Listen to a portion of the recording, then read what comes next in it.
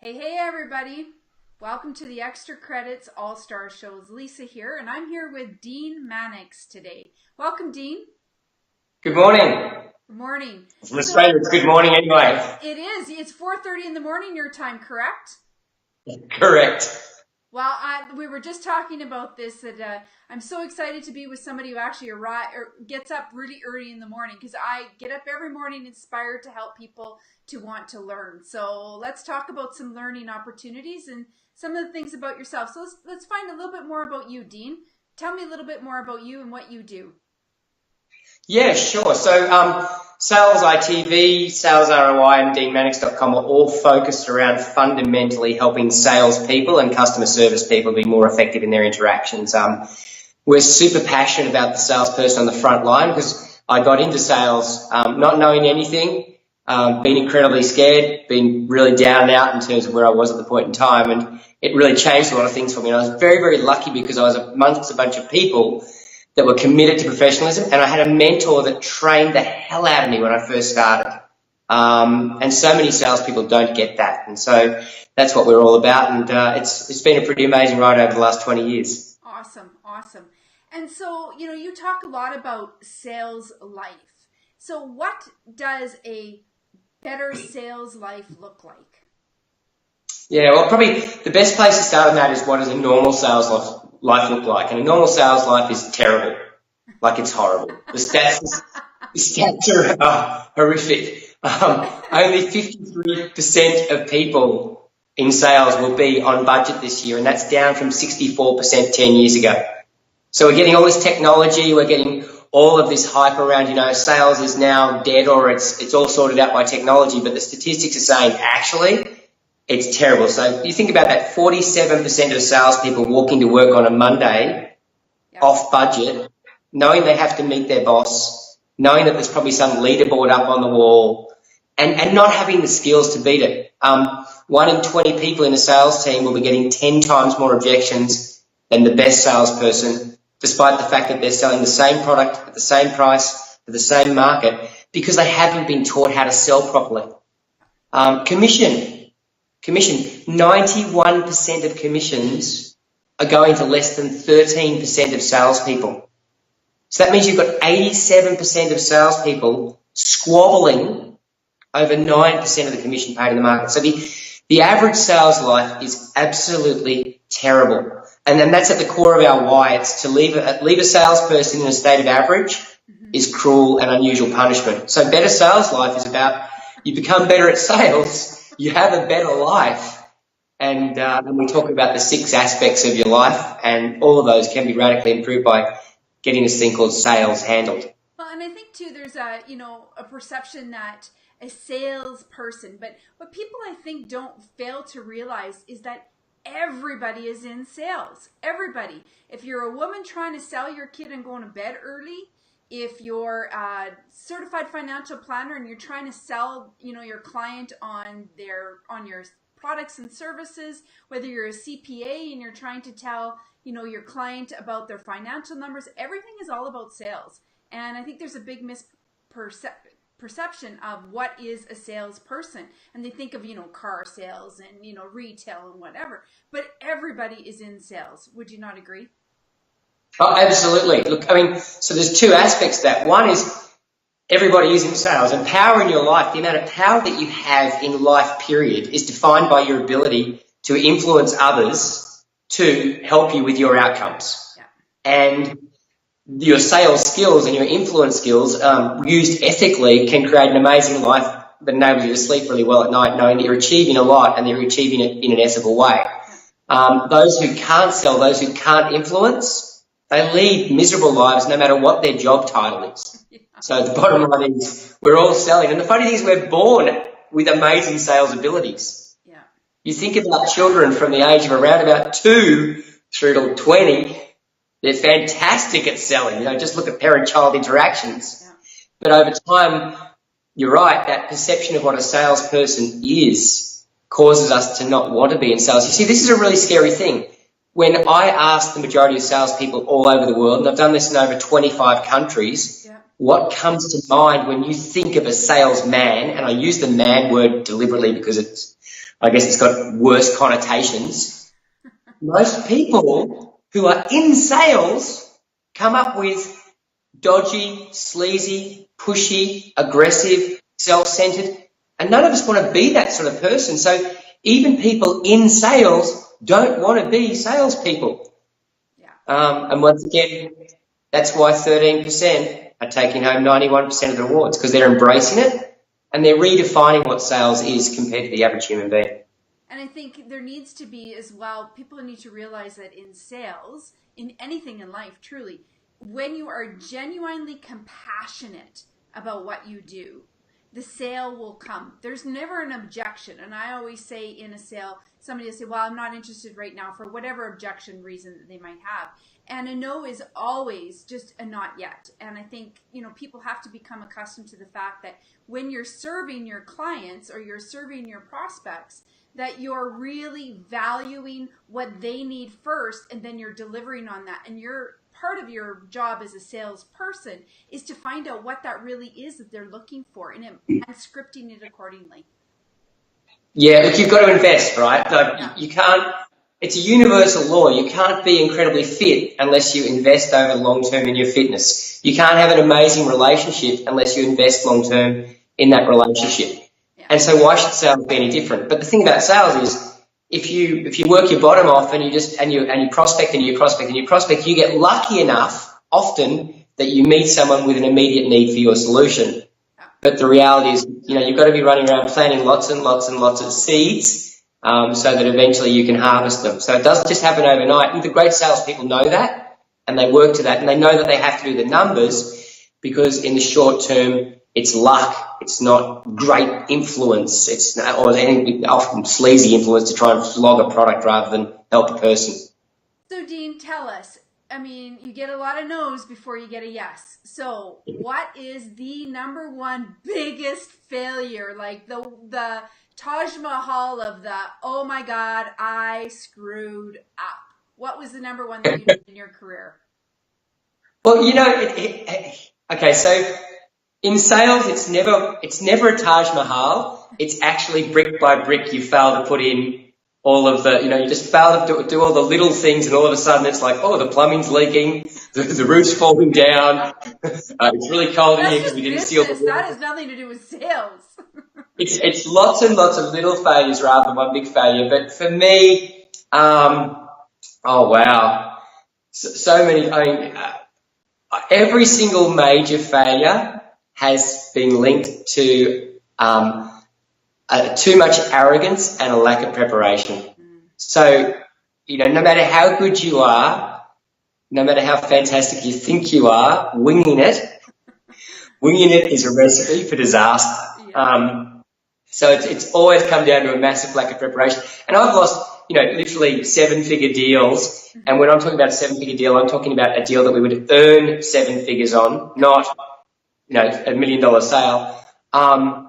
Because of a lack of preparation. And the other big thing is a lack of stakeholder coverage. So the bigger the sale, so when you're selling to major enterprises, I think a lot of people are overly reliant on one key stakeholder who really likes them, and they don't do the work and expand their network. And so, there's some pretty cataclysmic failures, but they're all because of lots of little failures. That's great that you know what you failed at, because that's part of the solution, is figuring out what did I fail at.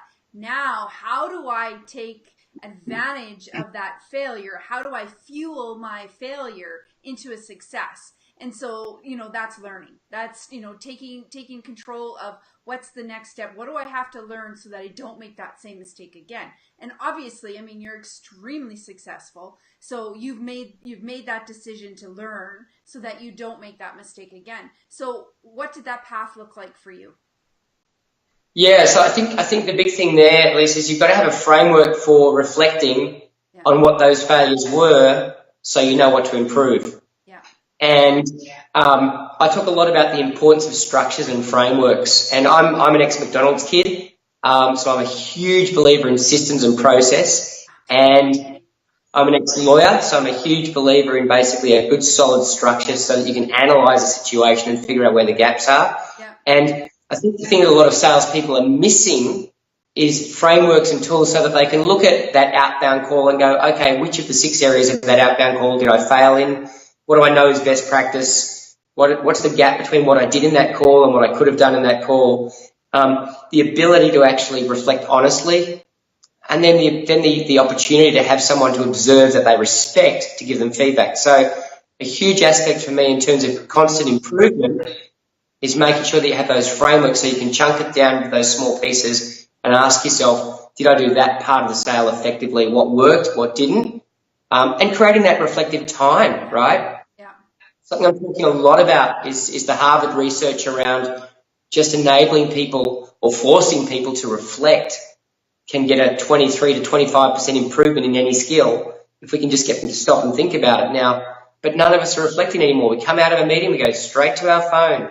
Yeah. You know, we're onto fantasy football, or we're onto Facebook, or we're onto LinkedIn, and we don't stop to think about our performance. So for me, the big thing in terms of learning for salespeople is slow down, use structures, and that'll help you go faster and faster and faster. But most of us are just so busy moving on to the next call, the next call, the next call, and not thinking about how to become better. Yeah, absolutely. And so some of the training, because you have training courses available, is part of that framework that you're talking about, right? That process. You have got courses where people can come and find you and take those courses with you, correct? Oh, absolutely, yeah. So we've actually put our sales methodology down as free sales training. So the world can access our free sales training. And it's a 9-step methodology that really breaks down every single thing you need to do to be excellent in a sales situation from the customer's perspective. Excellent. Right? So many sales methodologies are all about flogging a product and your outcome, as opposed to really working with the customer to help them buy. And our whole system is built around frameworks and tools, and then how-to strategies. I don't know about you, Lisa, but something that frustrates me a lot with learning is so much of it's just talking at people and telling them what they need to do and telling them to figure out how to do it instead of saying, you know, this is how you do it. This is the words, or these are the best scripts. These are the best times. This is the best tonality. Just really getting into the nitty-gritty. And that's because so many people who are teaching are not actually experts. You know, that's a perfect, you know what? Great point is that so many people teach, but they don't do. And so they can't apply what they're teaching. Therefore, they can't get granular in their teaching so that, you know, it's very high level, you know, way in the clouds. And it's great if you didn't know that those were some of the concepts, but how do you actually apply those concepts is so important, because if you don't know how to apply it to your business or to your profession or, you know, whatever you happen to be challenged with, then what's the point?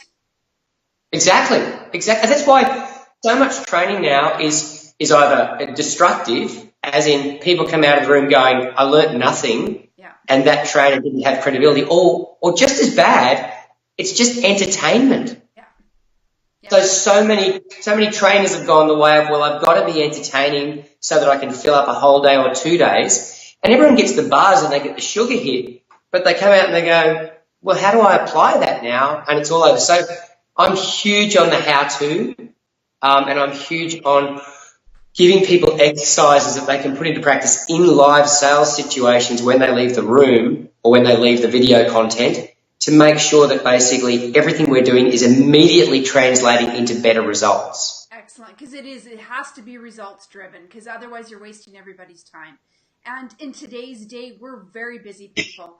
And so, you know, our time is as extremely valuable as the invoicing that we do outside of, right? So I think, you know, that's really important. And accountability too. I think being able to, you know, it's one thing to learn it. It's another thing to apply it. But then it's to be accountable to the results of what's happening as well is vitally important. Absolutely. And the thing is, you know, so many of my big enterprise clients over the years have blamed their managers and said, well, the managers should have coached that training that we did better. Now, the scary thing is often the manager didn't go on the training. Yeah. So that creates a bit of a gap to start with. Yeah. And the second thing is it's often not the manager's fault, because the trainer didn't provide the manager with really easy how-to strategies for helping their people put the content into practice. Yeah. And closing that gap's critical. We talk about the 70-20-10, and I'm a huge believer that, we know that 70% of the learning process is the doing, getting feedback, reflecting, having observation, all those things that are real and tangible. And yet most training is built around the 10%, which is the skills that want to be transferred. And even that 10% is often the what, not the how. So it's no wonder a lot of people don't get excited when they're open to training. Exactly. And so we do our very best to close that gap. Well, it really is. A little bit I laugh because I wake up every single morning wanting people to inspire people to want to learn rather than they have to learn. And I think that's so important. You talked a little bit. Now, this I didn't know about you. You were a lawyer. So how did you get from being lawyer, you're selling all day long. Like that's a definite, I can see where the marriage is there. But how did you leave the legal industry to start your brand, your business? Like, how did that all come about? Yeah, for sure. So, and as a lawyer, I wasn't really selling. I was just crushing things. I was a litigation lawyer. I was a very angry little man. I was a little bit too good at it. Well, I've met you in person, and I wouldn't have thought that you were an angry little man. But anyways. Yeah. I woke up one morning and sort of realized, wow, this is real. We're actually, there's real people on the other side of these transactions. Yeah. And I knew that it wasn't for me. And so I ended up working for a property development company. Okay. I bought them out with a financial partner, and we built childcare centres all over. This is going to come to training, but we built childcare centres because I'm incredibly passionate about education and always have been. That business partner and I had a massive falling out, like a massive, and a big legal battle. He was a very wealthy guy because he was a guy. I know. Well, no, you didn't need a lawyer. The last thing you needed was a lawyer because the angry little lawyer in me had a massive fight instead of communicating his way through it and really working it out. And it turned into a destruction fest. Instead of, let's sort this out. So I went from having no money as a kid to having a lot of money in this childcare venture and then to blowing all of it and more up. And I was really, I was mentally, emotionally, physically and financially just going downhill really fast. Yeah. And a friend of mine said, I said, look, I'm just about broke. I don't want to go bankrupt. I'm going to find my way out of this. And he said, you should sell photocopiers. And I said, you don't know how much debt I'm in. He said, you don't know how much money you can earn. A lot of photocopiers. So I got an interview with the sales manager. Yeah. And I'll never forget, I went out to his place, and his place was about 15 miles out of the capital city I was in. Yeah. And it was on this big sprawling plot with a tennis court and horses and everything else. And it was 11 a.m. in the morning, and he was sitting out by the tennis court in the sun drinking a glass of Chardonnay. And so I walked over and I was like, this is an interesting job interview. Yeah. And anyway, he gave me a shot. Wow. And so in the first couple of weeks, 2 or 3 weeks, I was pounding the pavement, walking into buildings, of total strangers, getting business cards, asking to speak to managers. And I remember walking out of the building just going, how did my life come to this? How on earth have I ended up in sales? Like what has happened? And I realized that I had to either embrace it or get out of it. And I'm a pretty tenacious kind of guy. And I had a lot of reasons to sell that were very self-centered at the time. Well, you had to pay. Yeah, I just did what it took, right? And I absolutely committed, and I went for it, and we had a pretty brutal regime early on, and I embraced it. And I was I was so lucky that there was a general manager called Pete McCluskey, and I talk about him in some of my videos, who was just hell-bent on training us in all the skills and taking it down to the minutiae and giving us the how-to. And very, very rapidly I got back on top. So, as I said, I was feeling incredibly lucky to have gotten to sales. So that was how it started. And then in terms of the sales training, well, once I got back on top as part of my charity, I wrote a newsletter, which back in the day, we didn't have the internet, kids. Yeah. We had to, type newsletters out and then print them and then post them out with lick stamps. And that little box that actually has a piece of paper in it that you get. That's called the mailbox. That one. Yeah, and I got that out to about 900 people on some motivational topics and thinking and thoughts, and we used to have about 100 people come to an event once a month where I'd pay for the hotel, and we get motivational speakers in to speak to them, and once in a while no one would turn up, as in the speaker wouldn't turn up, and so I became a motivational speaker, and then somebody asked me, would you come do this for our company? And I said, yeah, sure, if you pay me, I'm happy to, and they said, yeah, sure, and I was like, okay, fine. And so that was how it all started. Wow, that's quite the story. And I mean, I never expected that, from going from a lawyer to almost bankrupt to, I mean, you're extremely successful. So congratulations on, it's a big hurdle to overcome and to be sustainable for all these years. Yeah, the 20-year Get Rich plan is working out really well. Yeah. So you obviously learned your lesson. And you have better communication skills now. You know to negotiate with your mouth rather than up here in your craziness. I still make mistakes, but I'm better at being smarter these days. Better at going back to the frameworks that are trained and realizing where I've made a mistake. And it's funny, I think the funniest thing about putting everything down on video and really documenting your philosophies is often my people will pull me up and say, but didn't you say in that video that you should do it this way? Why are you doing it that way, Dean? And it's like, yeah, you're right. I'm taking a shortcut. Okay, let's go back. There it goes back to, again, Dean, the accountability. Your people hold you accountable to what you teach, because you do what you teach, and that's really important. We've talked about that.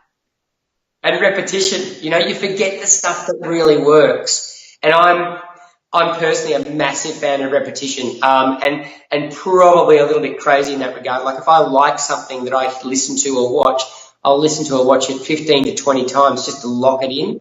And I think that's the other thing about sales that I really like to make sure people understand, is that so many people are always looking for that new course or that next advanced technique or that latest fad, but the simple reality is it's the fundamentals what done well again and again and again that really help you succeed. And the times at which I've earned and not earned the most money have been the most boring times, where I've just been doing the same thing again and again and again and tapped into a really rich source of people that have that need. Yeah. So great sales is not exciting and sexy. The exciting and sexy stuff happens with the money that you earn and the time that you earn and the energy that you earn. But the actual role of sales is meant to be a little bit boring. So, we talk a lot about, it's interesting that you mention the money that you earn and where is the real gratification. And, I have big aspirations. I don't, aspire to be a multimillionaire. I aspire to be a billionaire. And my aspirations are based on, not because of the money, not because of the tangible things, but I think nowadays, with $1 million and you're making and closing deals with $1 million, doesn't get you very far in life with $1 million. But $1 billion can really be leveraged to help others, to inspire them to want to learn, to be better and pursue their dreams and what have you. But there's always objections along the way when you're trying to reach those big goals. I mean, I have many milestones to that goal, obviously. And so, those objections are something that you face all the time as a salesperson, as a business person. So what would you say, Dean, is the number one objection that people face? I think it's a personal objection, to be straight up. It's, why should I get up? Why should I make that extra sale? That most people's biggest impediment to selling more is their own objection. It's them telling themselves, no, I've already paid the bills this month. I don't need to go and make that extra call, do that extra thing, help that extra person. So I think the biggest objection is actually the one inside. And that's why you've got to have that goal. You've got to know why you're doing it. You've got to have something that motivates you to do more than pay the bills and to break free of what your current earnings are. I talk a lot about, if you don't know, you won't grow. Yeah. And so as a salesperson, if you don't know what you'd spend the extra $100,000 of earnings this year on, or even $10,000 of earnings, if you don't know what you would spend it on or what difference it's going to make, you won't do the extra effort to make the extra sales. Exactly. And then I think the next biggest objection people that face the most often is the price objection. It's too expensive, or I can buy it cheaper elsewhere. And once again, I think that the major challenge that most salespeople have with handling that objection is they haven't sold themselves on the value of the product or service that they sell. And there's some great research out of Harvard that showed that 67% of salespeople will discount their product before the customer has asked for a discount. So huge, yeah, it's crazy, right? And so a lot of people think the key to handling the price objection is some really cheesy, strategy. And often there are plenty of great strategies, and we train strategies for responding. But the starting point is always in here, and really believing in the value that you create with the solution or the service that you sell. It's interesting. So I just want to take a step back. So you talk about themselves being their biggest objection. And I often think, people have said, oh, Lisa, you're the queen of persistence. You're the queen of follow-up. You always follow up. And I think part of the problem of that whole themselves and their own objection is that they'll make the call, but they never follow up. So they say, oh, big deal. So follow up, do a 1 day, a 3 day, a 5 day, a 9 day, a 30 day. Like, keep following up, because eventually you're going to find a way to serve them. Yeah, absolutely. So I'm quite famous. I'll call someone 8 times in a day, and just keep calling and calling and calling and calling and calling and calling, and then I'll go back the next day again and again and again, because you have to be incredibly tenacious, and you need to close loops. Yeah. And every unclosed loop is just eating away at your beliefs about yourself and your beliefs about how serious you are. And you're far better off focusing intensively on 10 to 20 really key prospects than you are shotgunning 200 and hoping that some will stick. And you're absolutely right. It's a skill that most people fail in. And that's why I think CRMs have become so popular, because organisations don't have to remind their people to call people and follow up and chase up. But most people have way too long a follow-up time frame. 6 months should often be 6 weeks. Well, and I think, too, people forget, and the other big thing that I believe in my heart is that people forget it is not about you. It's about them. And so, finding out that information, part of my follow-up, I'll find a great article that I know has nothing to do with the sales cycle of learning or continuing education at XTRAcredits, but I know it's of extreme value to the person that I'm trying to have a relationship with. And so I'll shoot them off a quick email and say, hey, I know you're a busy person, but I just came across this. I know this would be of great value to you. Have yourself a nice day. It doesn't have to be about the sale. And I think people forget about that. Well, it generally shouldn't be about the sale, because that's all about you. It's like, hey, have we got a deal yet? I've got to make budget. Hey, have we got a deal yet? I've got to make budget. That's why people aren't motivated to follow up, because the reason that they're calling is all about them, and they're not motivated by that reason. So great salespeople do exactly what you just said. They're constantly looking for ways to engage with their prospective clients and everybody inside their pipeline on the basis of, I've got some additional value to bring you. Now, just an hour a week on finding something that would be valuable to most of your prospects is one of the best investments of time you can make, because that's what motivates you to make those 20 follow-up calls. Yeah. But most people don't do that 1 hour, and then it takes them 10 hours to get around to making those calls. And when they make them, they go, hi, you wouldn't want to buy yet, would you? Yeah. Instead of being on the front foot and saying, hey, just had this great meeting with this client just like you. They told me about this fantastic resource. I thought that might be of use to you. I've just sent a link to you. When can we catch up to talk about that deal? I know that you're not ready now, but what do you think the time frame is? And so it's very much about value first, but then leveraging that value. Because the other side of that, Lisa, is so many people create lots of value and just have it taken and taken and taken and taken and never ask for anything back. Yeah, true. So you've got to find that balance. Yeah, true. We talk a lot about like the salesperson, but let's talk a little bit more about leadership for a moment. And the internal sales of a company is just as important as the external sales and trying to, bring in new clients. And I think from a leadership perspective, a lot of leaders forget that your clients, your internal clients that you already have, there needs to be communication. There needs to be a sales follow-up cycle internally as well, so that they know you are valued. Because let's face it, the cost of acquisition of a new client is a lot more than the client that you currently have. And so you talk a lot about referrals. And so let's talk a little bit more about referrals. And I really believe that the referrals come from the leadership down. And if you teach and inspire your people properly, that you will get those referrals from your group and your team and your clients. And so what is some of the top, what's a referral tip that you could provide us today? Yeah, for sure.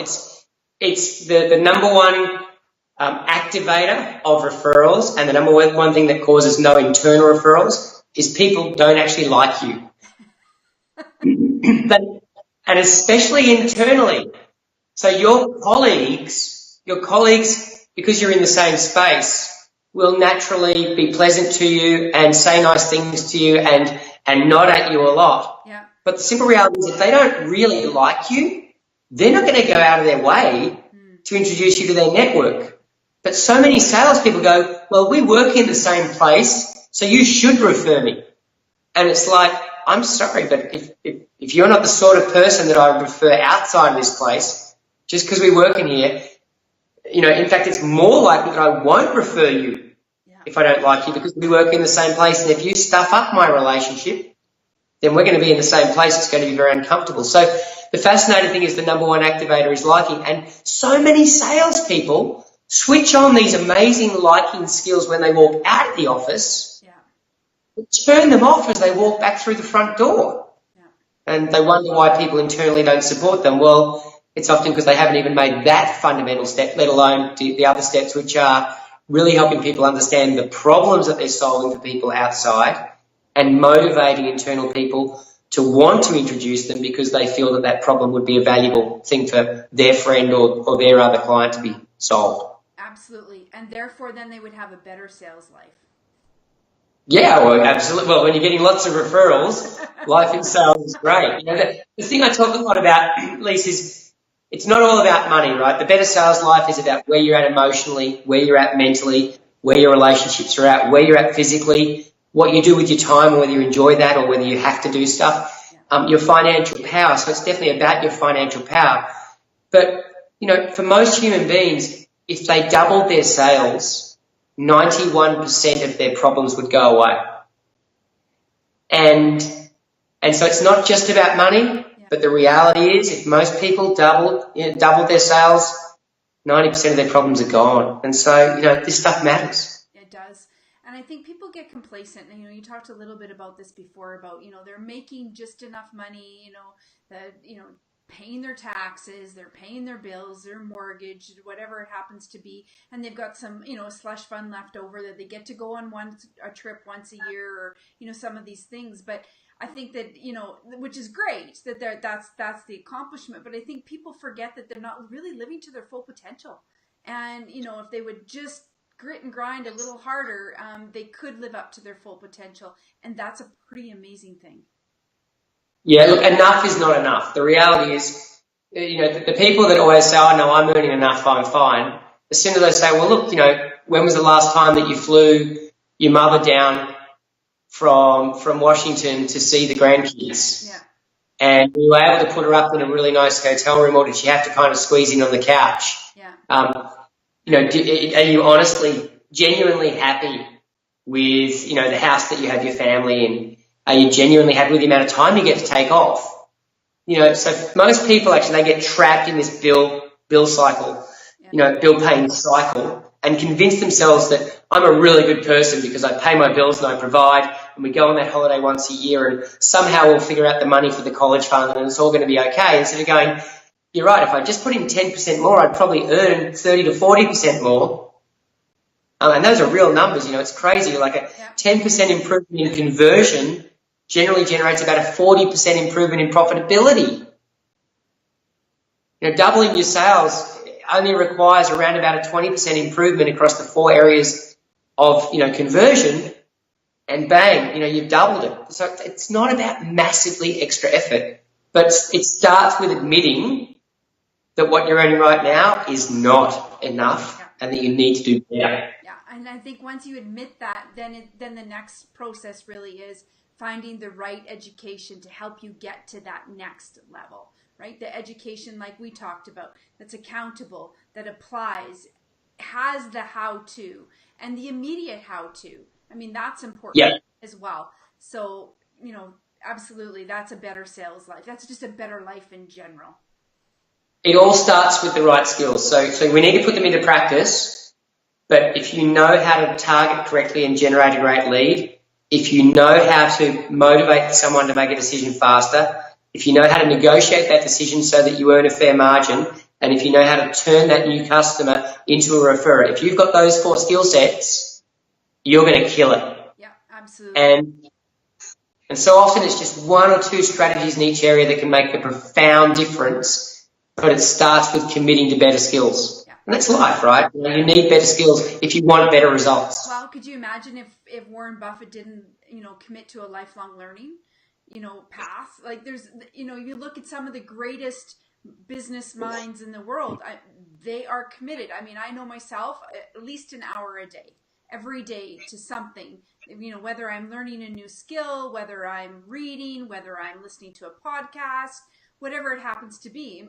My grandfather said to me, Lisa, today is a good day. And I'd say to him, well, why, Grandpa? Why is today such a good day? And he'd say, because I learned something new today. You should learn something new every single day. He was a very smart man. So that's my hope, is that whoever's watching this today, that you've learned something new today and that you can apply it immediately. But I am excited to say that, Dean and I are working together right now to bring Dean in as the XTRAcredits All-Star into the XTRAcredits faculty fold. So, stay tuned to some of those exciting things that are happening. And what's next for you, Dean, besides XTRAcredits? What's happening next in your business? Yeah, look, so deanmannix.com is taking off. And so the transition from pure enterprise clients through to individuals being able to access our content is really exciting for me. Deanmannix.com is a fantastic place where we're giving access to some great training and some insights into what we can do. We put our sales growth blueprint up for free on that site, so deanmannix.com/blueprint. And that's a really great guide for any salesperson to understand the 7 areas they need to build their skills in. And the exciting thing is, in sales, you build skills in one area, you get immediate improvement. And you talked before too, you just use Buffett. Well, Buffett says, compounding, it was all about compounding and year after year after year. You learn one new skill today and you use it for the next 10 years. That one skill could generate millions and millions of dollars. So for me, it's more presenting around the world. It's getting our content into the platform that we both use. It's making sure that people can get credits for it, and we're working on that. And it's just helping more salespeople to be better. Awesome. Well, I really thank you for the opportunity today, and we'll take care, and we'll see you soon. You bet. Thanks so much. Happy days from Australia, guys.